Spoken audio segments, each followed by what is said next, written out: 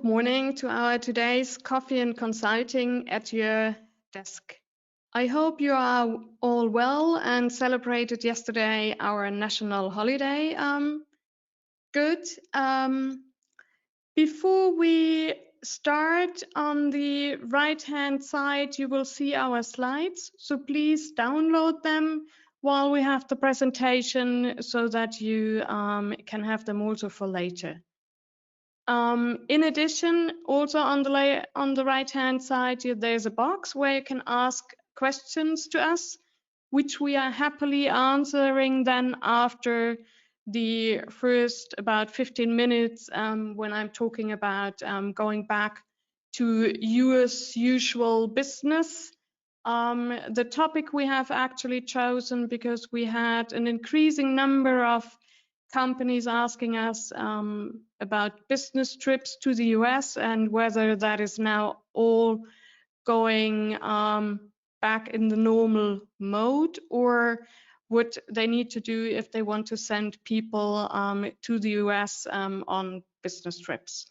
And therefore, we thought it might be a good idea to actually take that topic and thought that maybe a lot of other companies are having the same question and wanting to see what needs to be done for going to the US and what can be done right now.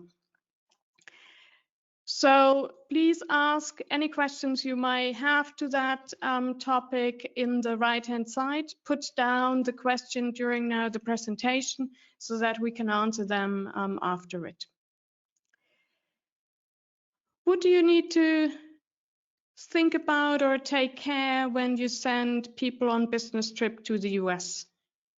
There is, in addition to the immigration and currently also the COVID restrictions, and presumably that we will have to deal with those COVID restrictions for the next couple of months or years, most likely. It's not just over, but they're changing all the time. So the difficulty there is not really the restrictions itself, it's more to actually keep updated with all the changes. Then if you send people to the US on business trips, you also need to see or look at whether there are any labor law provisions you may have to look at as well, even someone is just for a couple of days in the US. One of the main provisions is certainly about the work hours. So you will have to always keep in mind that people only work during the usual working hours they are for the certain or for the specific state they are, as well as that nobody is really working on a holiday, on a bank holiday. Social Security is not that much a topic if you send someone from Switzerland to the US, or for most of the other countries as well, because business trips as the meaning, it's only for a couple of days or weeks, and usually then people are remaining in the Social Security system at home. However, it is something you may have to look at least in case the countries involved are not really with a treaty attached to. The last point you always have to look at business trips as well is the question about income taxation, meaning in which country is the employment income actually taxable? Is it the home country or the country the business traveler is residing or is tax resident, or is the US becoming the country in which the employment tax has to be withheld on the employment income? So that is a question you have to look at in certain circumstances. Now, what we are looking or wanting to actually look rather more in detail is about the immigration part, because the other three matters like labor law, tax, and social security, there's not really a big difference to what had been before. Usually all three is more or less negligible, so you won't have to really deal with it. However, the immigration part is currently still, unfortunately, not back to the normal or not back to what it had been before COVID. You may have heard there is in principle that the US says business trips should not be allowed to the US because of COVID. However, seeing that also from an economic point, as well as a couple of other reasons, there might be still the need that people are traveling to the US, and therefore that exception of national interest exemption approval has been launched.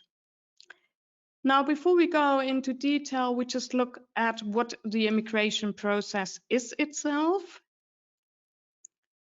From a US point of view, a business trip, or the understanding from a US perspective, is that a business trip is attending business meetings or consultations, business conventions, fairs, conferences, negotiations with contracts, either with suppliers or with customers, as well as settling an estate. So these are basically the reasons which falls under the category of business trip, and therefore either a business visa is required, that is the visitor visa B1, which you may have heard of, or in case the nationality of the individual falls under the category of visa waiver program, then that is the immigration process you have to follow.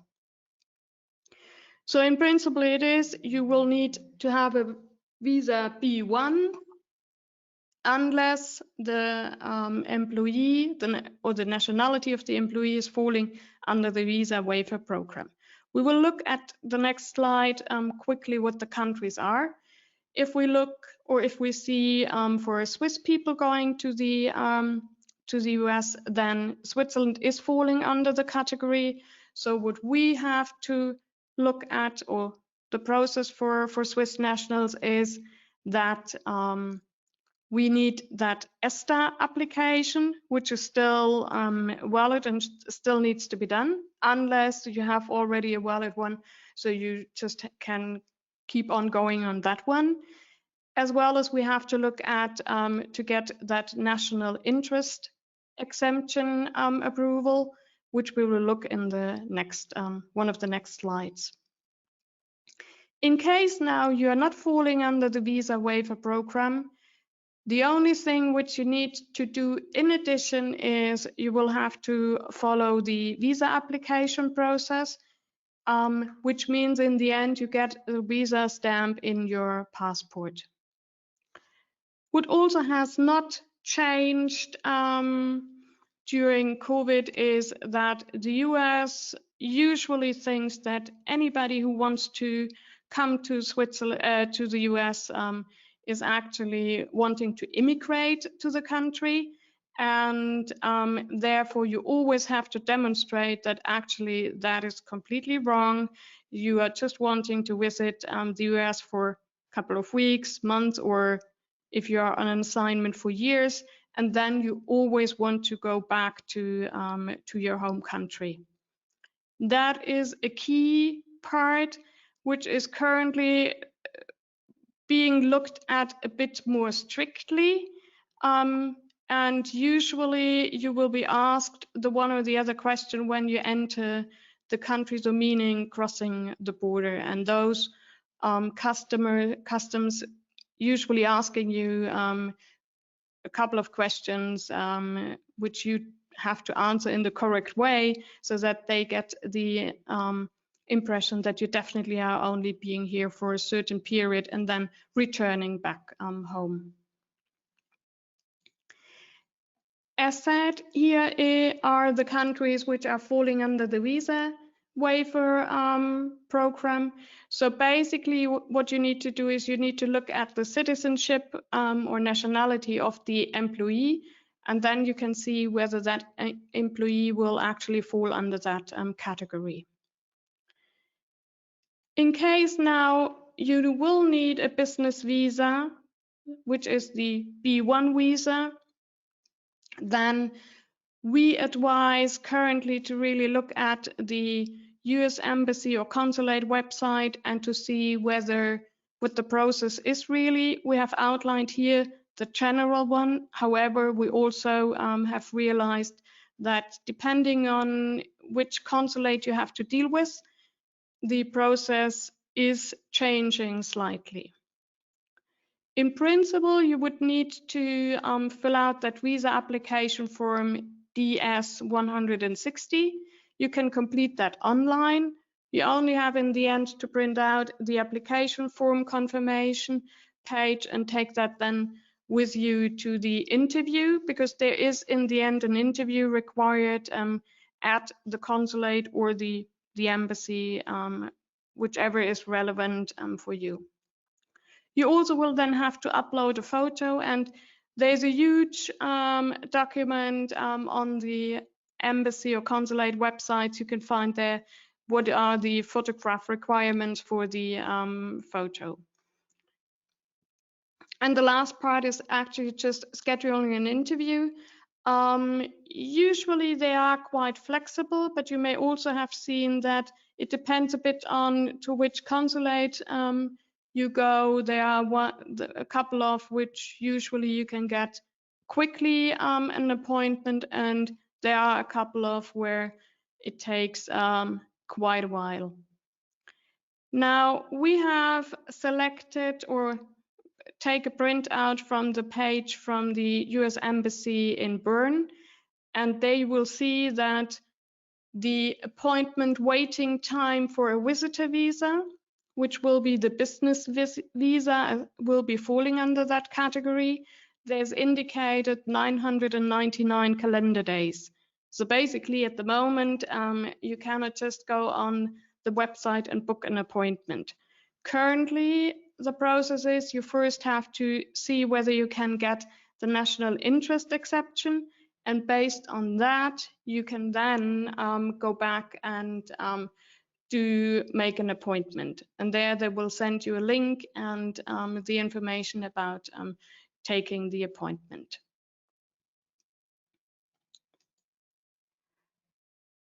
So what is that national interest exception, and how easily can you get that? Our experience with it is that basically we had from out of 10 cases, 9 were approved and we were able to get that national interest exception. In principle, if you have someone in your company who wants to go to the legal entity in the US and they see there is a certain need of it, the embassy or the consulate see there is an economic value in the end to it, then they will basically also approve it. Would we advise you, or the best advice we can give you is to check if you think someone needs to go to the US, you put down a very good description of the need, and then send an email to the email address we have indicated here on the bottom, bernniv@estate.gov. And they will actually come back to you then with saying, yes, someone is eligible for it, or they will tell you, oh, we don't see any reason why that individual needs to go to the US. So the main or the key point is really to see that you will put down an economic and a good economic and business reason for it, so that the consular officer can actually see there's really a need. You should send and ask for that no more than 30 days prior to the expected travel date. We did ones that we already asked about 2 months in advance because we wanted to make sure that the individual really can go to the US, and it was just denied. They not even have looked at it, they just denied it because it was 2 months before the travel date. Therefore, keep that in mind. If you do want to have that, you need to be, or also the employee might need to be a bit flexible. And there is a possibility that in the end, the individual may not be able to travel. If you get that national interest exception approval, then it is valid for 12 months. And the individual can go back and forth for multiple trips. However, it always needs to be relating to the purpose you indicated when you asked for that national interest exception. If you in the end, or if the individual in the end is doing something else, that will not fall under that category exception, and then there might be a couple of consequences out of it. We haven't heard so far of any, but I'm pretty sure they have thought about that as well. So what you need to look at as well is that the individual who is going on multiple trips to the US, he always answers the same, and he is aware that he only can do the business trip can only be in the connection with what had been provided to the embassy or consulate when asking for the exception. Now, we had a couple of questions as well that if somebody is fully vaccinated, if then that national interest exception is also required or not. Being fully vaccinated sorry, has nothing to do with that. So still, that individual needs to have that national interest exception approval for going to the US. Now, as we know now what the process is, so the only difference to before is that we need that national interest exception. Usually what I can say is it takes a week, 3 days to 5 days, I would say, to get an answer from the embassy. This also depends a bit on the embassy or consulate, how quickly you can get that. And as soon all the documents are ready and the flight had been booked, what we also have seen in the last couple of weeks that it depends a bit on the airline whether what kind of different answers you will get from them. So from the US, and that is current status, you will need to have a negative COVID-19 test taken at most 3 days before departure. And you will need to fill out a document, attestation form, and that you need to fill out before the departure. What you also need to look at is whether in the state or in the territory of the final destination, whether there are certain requirements like still isolation, or still the fact that you have to have a negative test done after 1-2 days staying in the US. So there are a couple of states which have different requirements and regulations.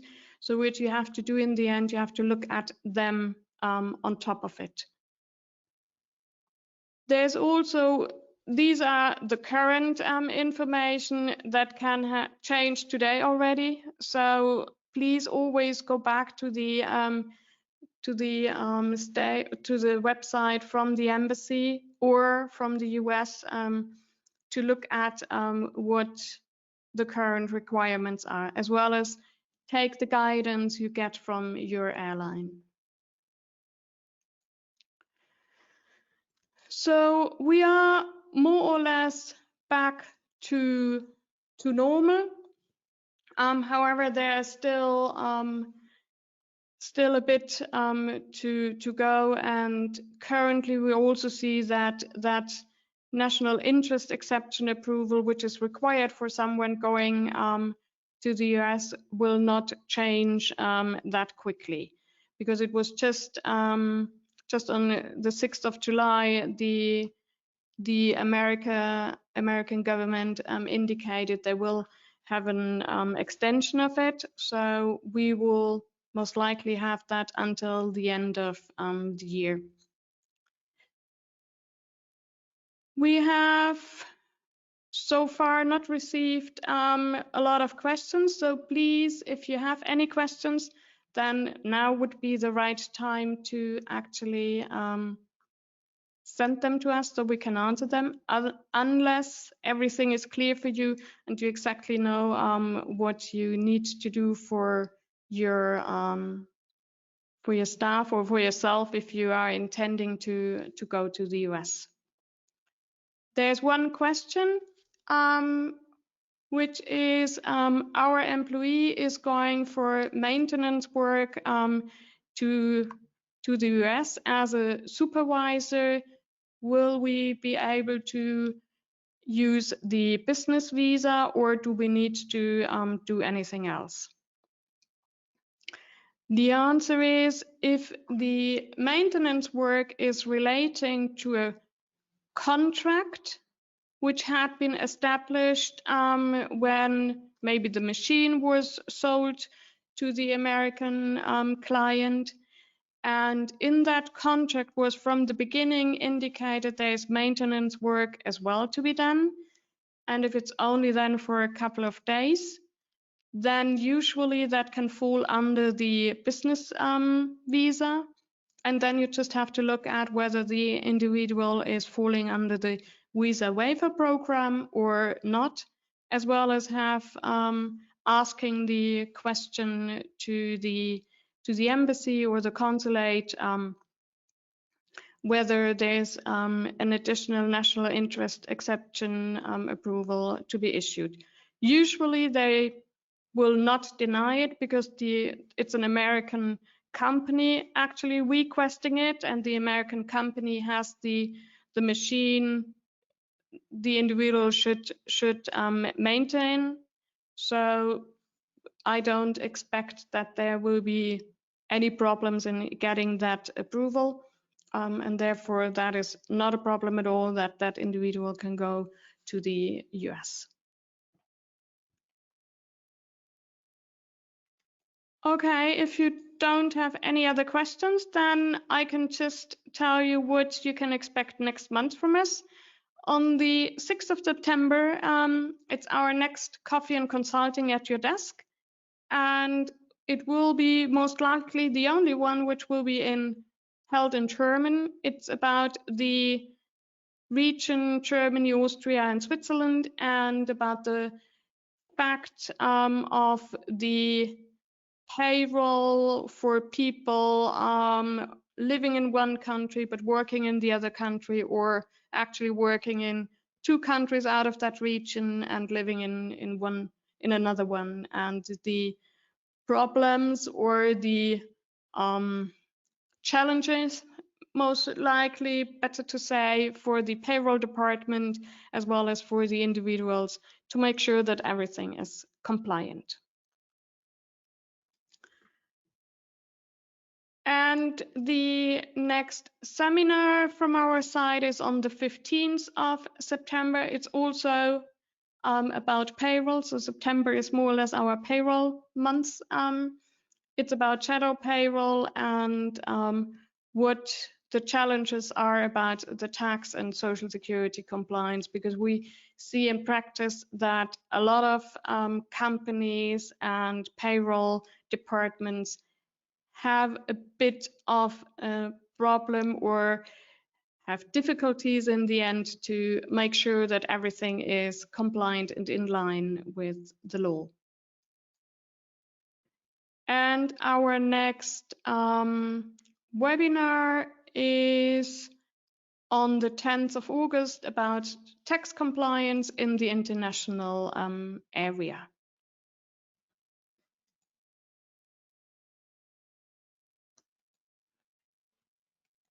Okay, there's still no question from your side, so I assume you know everything and everything is good for you. I wish you a great Monday and a great week, and looking forward to see you soon at one of our next events. Thank you and have a great day.